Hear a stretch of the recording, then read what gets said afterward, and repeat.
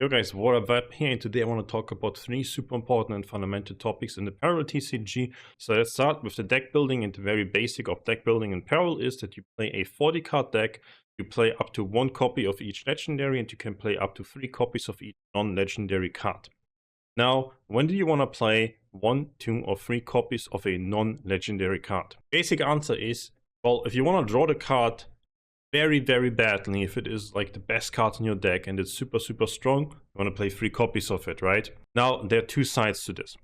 Maybe side 1, the card is really insanely strong the first time you play it, and then the second and third copy is a lot weaker, or the card is always very powerful. Doesn't matter if it's the second or third copy of it that you play.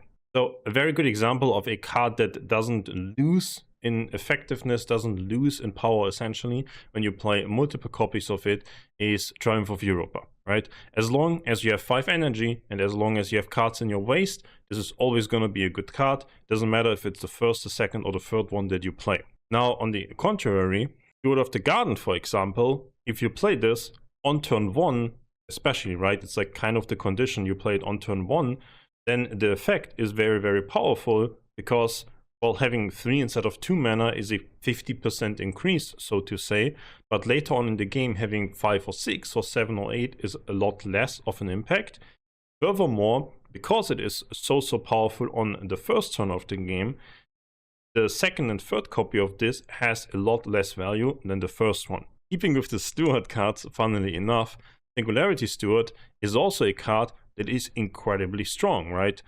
But because it is conditional and because there's counterplay to it being played on turn 1 in the game right now, a lot of people have been opting out of playing 3 copies of this, and they have been downgrading to only 2 copies. So this is kind of like the baseline idea that you have to question yourself when you look at a card and you want to make the decision, is this a card I want to play 3 copies of or 2 copies of in my deck, if it is a very powerful card. Next to the power level, there's also the aspect of maybe with, for example, the Singularity Steward, the second and third copy can still be very powerful cards, right? They are not bad when you draw it the second time or anything like that by any means, but there are also cards like Unstable Shield Generator, for example, that is incredibly powerful if you draw it on turn 2.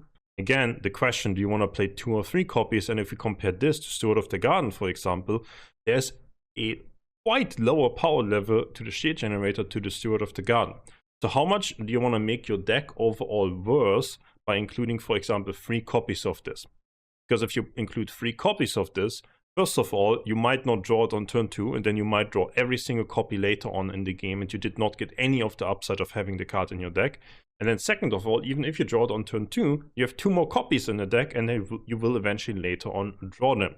And having bad top decks can be a pretty detrimental thing in the game. This is kind of like the baseline stuff that has to be going through your head.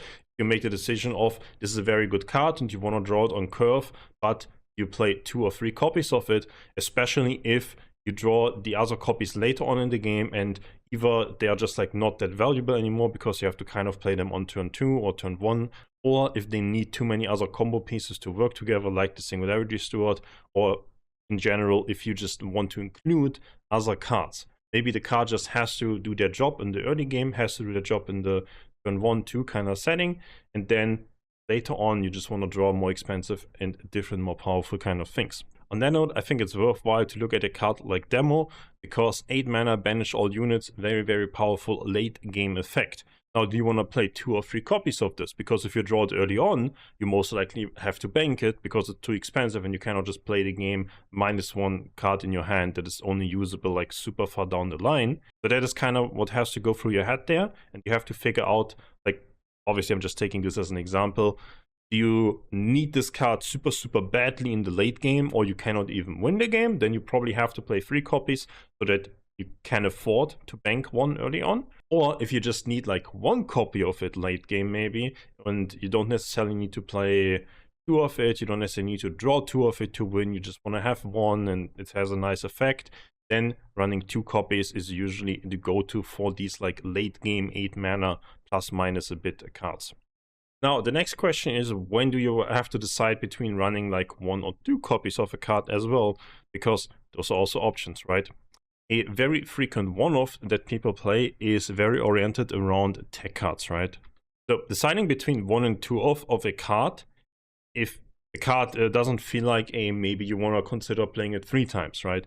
Like a very, very high power level card. The card is not high power level. The card is like, okay, maybe it counters a specific thing. Maybe it does a specific niche for your deck, covers a specific weakness, things like that, right?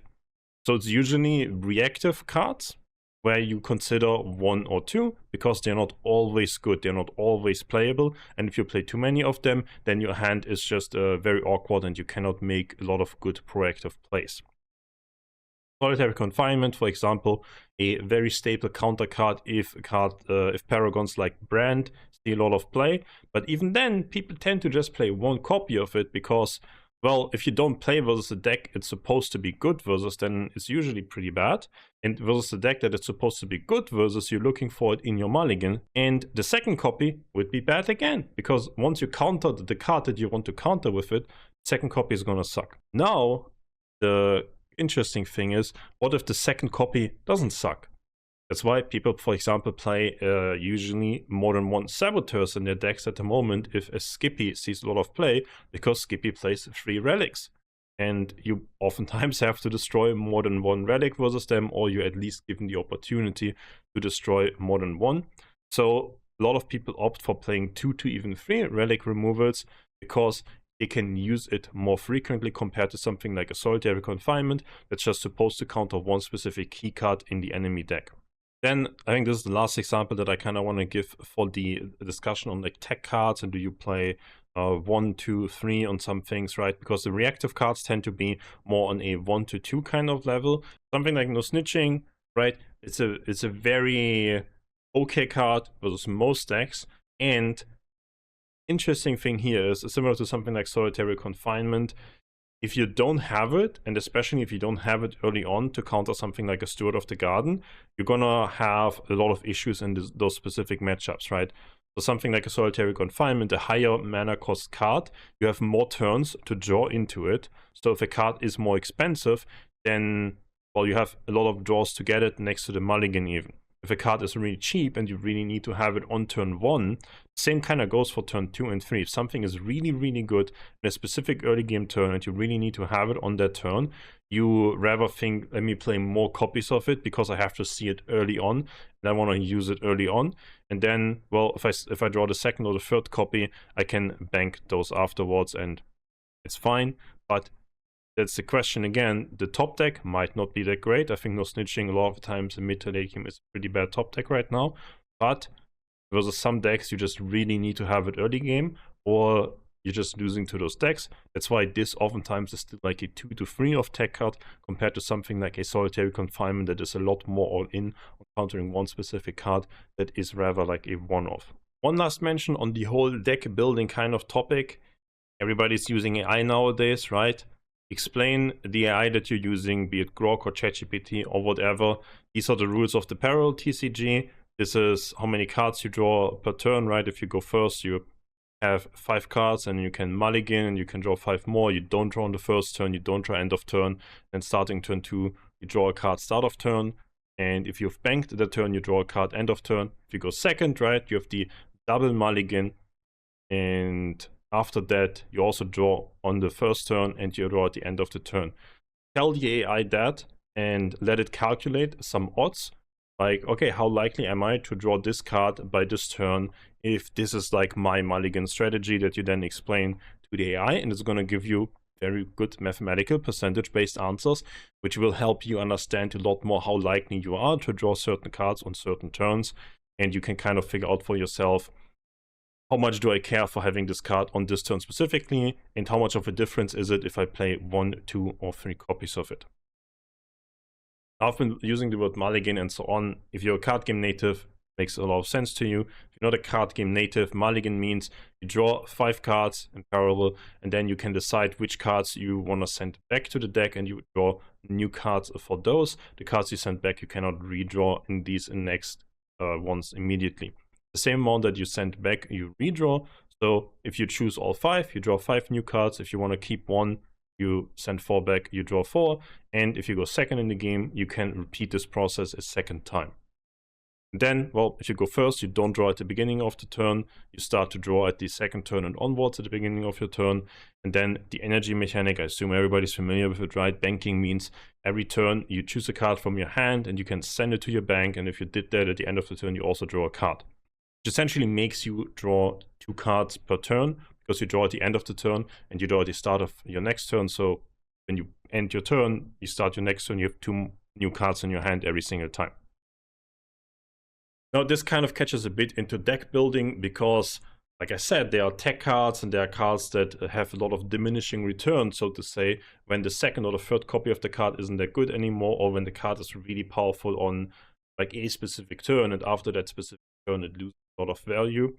Then banking kind of can make up for that, because you draw a card and you're like, this card is not really good anymore, or I've already played my first copy of it and it's done the job, so I just bank this and good. Now, usually this makes you able to play a lot more cards where you can say, okay, I just play 3 copies of this because I want to draw it on turn 1. If I draw it later, I bank it. There's not a lot of downside to it. Yes, there's not a lot of downside to it, but if you overdo this and you think like this on every single card that you put in your deck, well, maybe you'll end up with having too many in your hand and you cannot bank all of them. You also have to play some cards.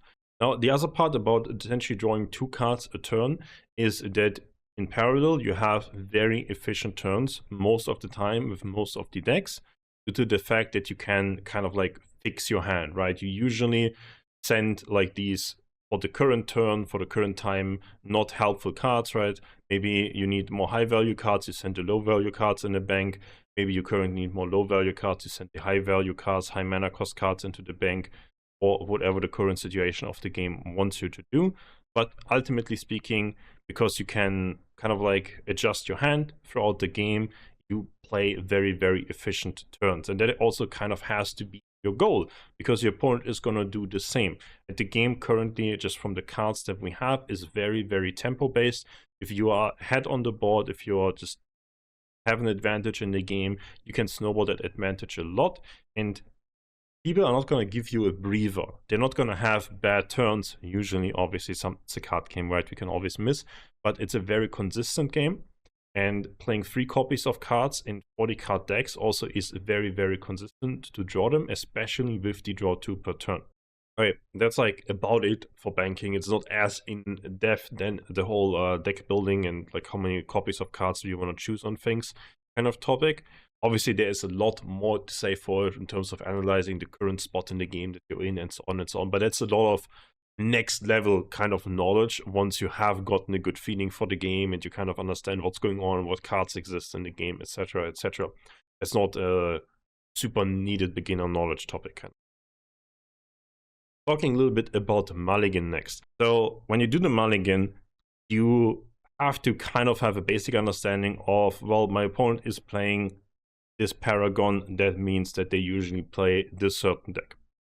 And doing the Mulligan, what does this mean? Well, you see 5 cards in your hand and you have to figure out, do I want to keep this card or do I not want to keep this card? Sounds very, very simple. It's a bit more difficult in reality, but also not. Why do I say also not? Fundamentally, I think the most common mistake that people do mulliganing in card games is that they are too afraid of not mulliganing aggressively for really powerful cards. So what does this exactly mean? You should probably be looking for the most impactful card on turn 1, the most impactful card on turn 2, and maybe some really impactful legendaries for turn, I don't know, 3, 4, 5 kind of thing, if they are that relevant in your current matchup. You should not be okay with just keeping something mediocre. Now, there's some caveats to this, right? And the caveats are, well, if you have, for example, 5 cards and there's a mediocre 2-drop and no 1-drop, do you keep the mediocre 2-drop or do you throw all 5 away? Usually the correct answer is throw all 5 away, but then you can also, again, for example, have AI calculate how likely are you to get at least a mediocre 2-drop back in your hand if you happen to throw this one away, because this very much depends on your deck, right? Depends on your deck, it depends on the matchup, what you consider a mediocre 2-drop, a good 2-drop, what are the odds if you throw everything away that you have the really strong 1-drop, that you have the really strong 2-drop. Also, it is a bit matchup dependent, and this is where a lot of the knowledge in the game, a lot of the skill cap in the game would come in, where you have to figure out, okay, this matchup is so easy. The only way that I lose is if I have nothing on turn 2. Then maybe that mediocre 2-drop is good enough to keep, right? Or is the matchup really tough, and you're like, well, I really need to have the best 1-drop and the best 2-drop, or I lose. And then even if the matchup is like even tougher or something like that, and well, you need to have not only the 1 and the 2-drop, but also like a specific legendary. Well, maybe you should consider throwing the 2-drop even away, because for turn 2, well, you draw a card on turn 2. If you go second, you draw a card at turn 1 and at the end of turn 1 as well. And you have higher chances of even getting the 2-drop back in the Mulligan, because you maybe have more copies of it, than the legendary that you really want to draw. I'm basically just telling you, this is the thought process that you should be having, and then look at your deck, look at the cards that you're playing, and just ask AI for the percentages, and that is the answer. There's no... Sure, there's like the rule of thumb kind of thing, where this is a tough matchup, I need to have the best 1-drop, the best 2-drop kind of thing, right?